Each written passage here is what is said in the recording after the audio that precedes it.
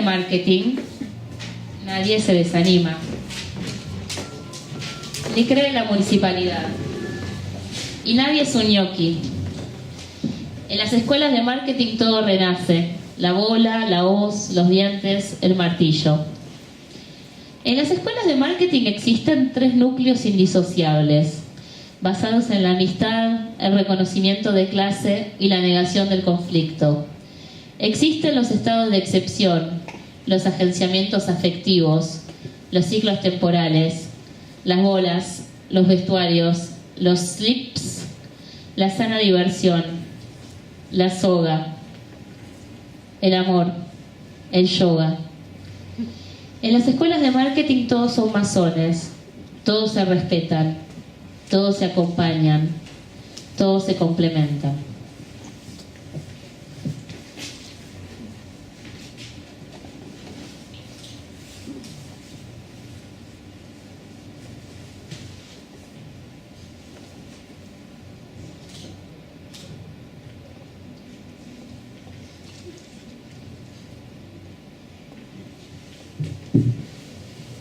El 29 de julio del 2001, cerca del aeropuerto de La Guardia, en la compañía Martin & Martins, se llevó a cabo una sesión de motivación conducida por el célebre coach ontológico y parapsicólogo Nick Kovensky. Kovensky asegura poder generar una hipnosis productiva basándose en el método del doble agente de vidas pasadas. La sesión se concentró en el árido territorio de la creatividad. Los empleados, tomados de las manos y en el más absoluto silencio, dieron paso a una reconstrucción. El método Kovensky funciona por adicción. Los participantes de la sesión aceptan ser penetrados y amalgamados con y por formas de conciencia. Los participantes del método Kovensky deben entregarse a un estado hipnótico compartido y rápidamente entrar en trance. En el devenir de la sesión se organizan naturalmente 4 grupos de lo que vamos a llamar afinidades espontáneas. Kovensky explica: las personas desorientadas se agrupan en grupos de 3 o 4 participantes que deben elegir una arquitectura lo más rápidamente posible, simulando un espacio laboral hipertecnificado. Esa arquitectura es inmediatamente elaborada como una maqueta con recursos humanos, plásticos y espaciales que se organizan alrededor de un centro gravitacional generado por la energía misma del lugar. La compañía Martin & Martins era una especie de empresa fantasma.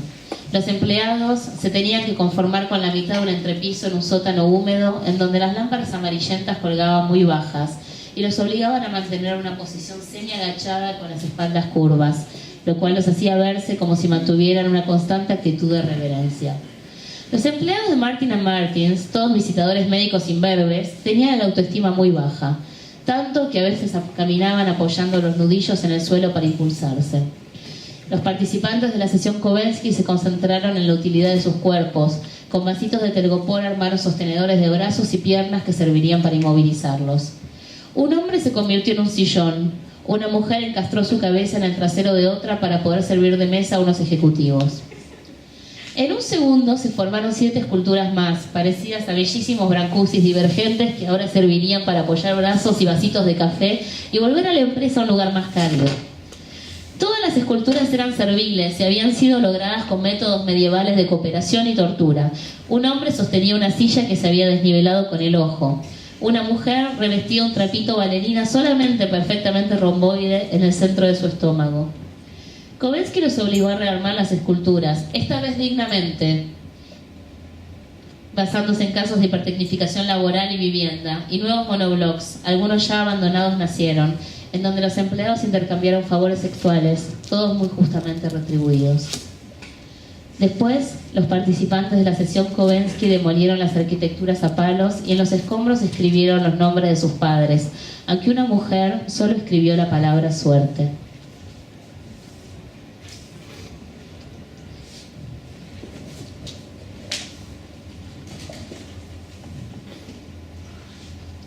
Kovensky les pidió a los empleados desnudos que se aten a unos cables y que finjan una situación de interdependencia amorosa. Muchos se frotaban lentamente contra la pared, de la que se desprendían pedacitos de cal blanca, pero la mayoría de las personas solo escribieron sus nombres y los nombres de un personaje de ficción popular, gente de la que se habían enamorado cuando eran niños. Las manchas les recordaban el útero materno. Kovensky les dedicó una oda especial a los objetos, componiendo primorosos poemas con las placas de los autos de sus empleados. El método Kovensky funciona bajo principios de amalgamiento y pegoteo. No cree en la atracción, como tampoco cree en la repulsión de los polos opuestos, anulando principios atómicos básicos sobre cargas negativas y positivas que se repelen y hacen entrar al cuerpo en zona de contacto directo. El contacto directo se caracteriza por la mezcla humana que genera en el cuerpo de los participantes al tocarse, llevando a los empleados a un estado de triste excitación frustrada. No cree en la individualidad, sino que lleva a los participantes a un estado de adición colectiva, convirtiendo el cuerpo de cada uno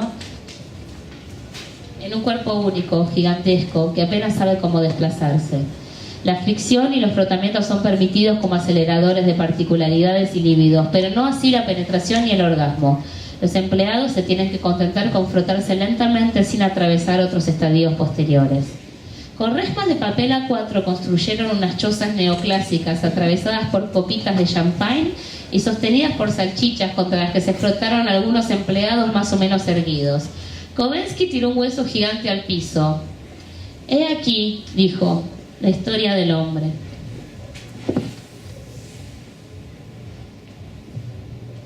Todo era una vuelta a la prehistoria, un lento accionar de mentes milenarias en las cabezas corporativas de la empresita triste. Pero los empleados sabían, y si no lo sabían con sus mentes, lo sabían con sus cuerpos.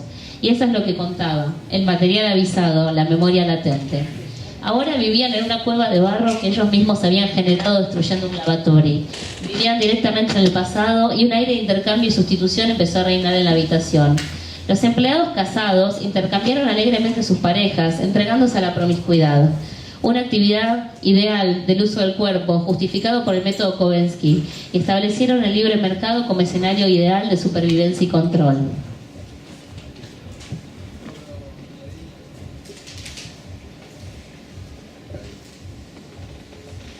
Los participantes de la sesión Kovensky hicieron con las manos moldes sobre los que se tiraron el café hirviendo. Era hermoso, parecía las grutas de Glasgow.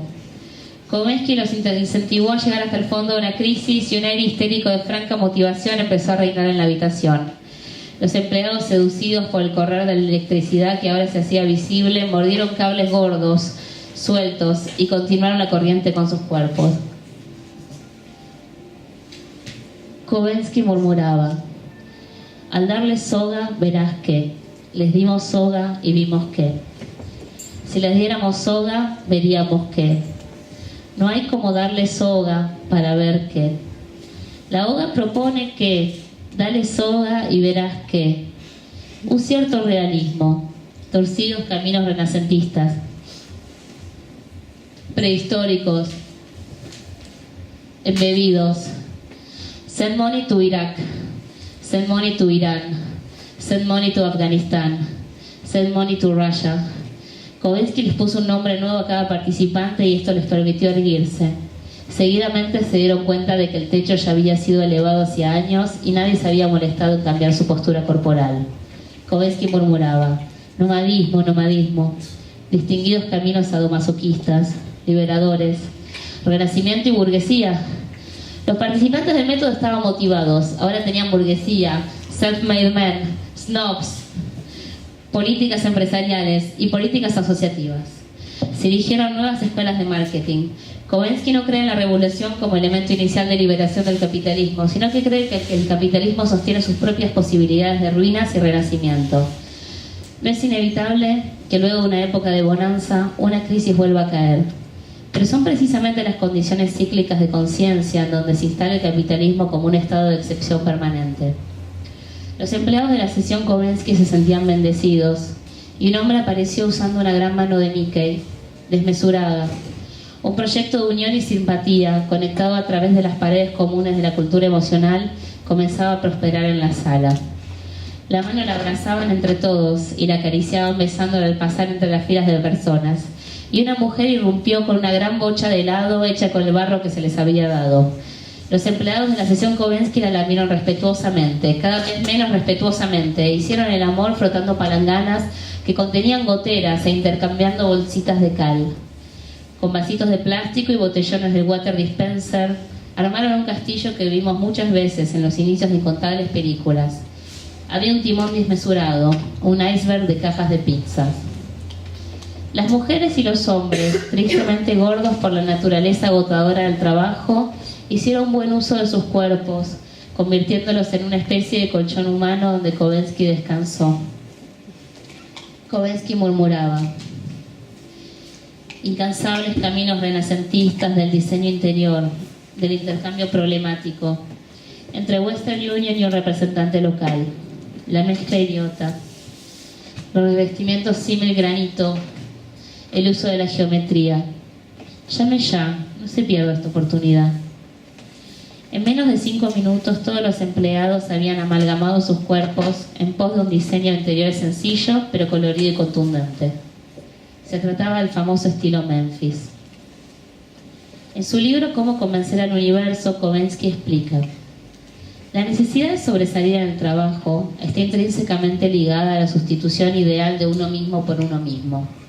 Es decir, la necesidad de ponerse a su propio potencial, de la misma manera que el racionalismo proyectó infantiles deseos de conducción y evolución de un cuerpo en un espacio para el cual no estaba preparado, proponiendo conducciones de utilización de la fe en función de la racionalidad nómada.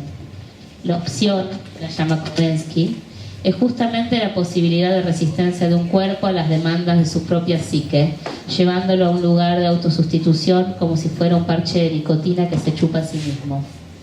No cree en la ironía como tampoco cree en la negatividad, siendo ambos elementos lenguaje incomprensible para el universo y para el inconsciente colectivo. En Cómo lograr que el universo se parezca a uno, que es un libro posterior de Kovensky, él explica: las nociones de negatividad, oscuridad, ironía o vergüenza son solo adornos para disfrazar los cuerpos positivos y las afirmaciones. Los juegos del lenguaje para distraer la mente del verdadero lenguaje, el único que puede comprender el universo y el inconsciente, que para el caso son lo mismo. El universo no entiende el no como idea, como tampoco entiende la negatividad positiva que procura la ironía. Cree firmemente en el avanzar de ideas positivas y de los cuerpos en desuso como actividad recuperadora.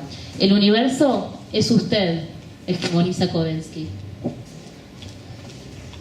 Kovensky murmuraba subido a una tarima lamiendo un fajo de dólares. Dignos fractales renacentistas, repetición y satisfacción, hacia adentro y hacia afuera de las coloridas instituciones fractales, amos y planetas, formas cartesianas y oficinas de Western Union. Y los participantes de la sesión Kovensky estaban emocionados y organizaron un mitin. Kovensky no cree en la resistencia trotskista a cualquier tipo de iniciativa del capitalismo, siendo heredero de la práctica judaica. No cree en la contratransferencia como tampoco cree en la resistencia. Kovensky hablaba: quiero que piensen en sus propios cuerpos como el futuro de la arquitectura, la inminencia del barro en la construcción de la mente humana. Quiero que piensen en sus ideas como complementos alimenticios, la experiencia suicida de la individualidad. Y los participantes de la sesión Kovensky construyeron el mobiliario con sus propios cuerpos, encastrándolos entre ellos. La sesión fue recordada como el día en que todos los empleados se entregaron a la experiencia colectiva de su propia formalidad y perdieron sus identidades para siempre. A Kovensky se lo empezó a llamar el redecorador interior, el artesanado como fuerza liberadora. Al darle soga vemos lo inesperado. Se producen manifestaciones melancólicas cargadas de sentido cósmico. La voluntad es el alimento de más calidad y más cantidad. Dale soga y verás que les oga que Alaxa, Yasira, éramos que no hay realismo sin sustitución. No hay sustitución sin fantasía. No hay realismo sin realities. No hay reality sin televisión. No hay televisión sin realismo. Y vuelta a empezar. No hay realismo sin sustitución. No hay sustitución sin fantasía. No hay fantasía sin realidad. No hay realidad sin cutis. Sin sustitución. Sin televisor. Sin saludar. Sin suburbios. Sin realismo. Sin suciedad. Sin sustitución. Sin subtítulos. Sin Subutex. Sin Procenex. Sin Nifaminex. Sin Pegamax. Con Super Chango, en Chango Max, junto a Franprix, contra Monoprix, en Prisunic, Durante el segundo receso se les entregó a todos los empleados una toalla, una bola de barro y un pan. Los participantes recubrieron su cabeza con la toalla mientras Kovensky les hablaba como animales mojados. Después, con la bola de barro hicieron columnas jónicas, aunque una mujer guardó la toalla en su cabeza y se quedó inmóvil. Seguramente se había dormido. Las columnas jónicas sirvieron para sostener un entrepiso más, en donde Kovensky se colocó por el resto de la sesión. Los participantes de la sesión quedaron un poco más agachados por el nuevo entrepiso y ahora se tenían que desplazar a 4 patas, pero ya no les importaba. La altura era ideal para encajar la cabeza en el cuello del otro cuando necesitasen descansar. Gracias.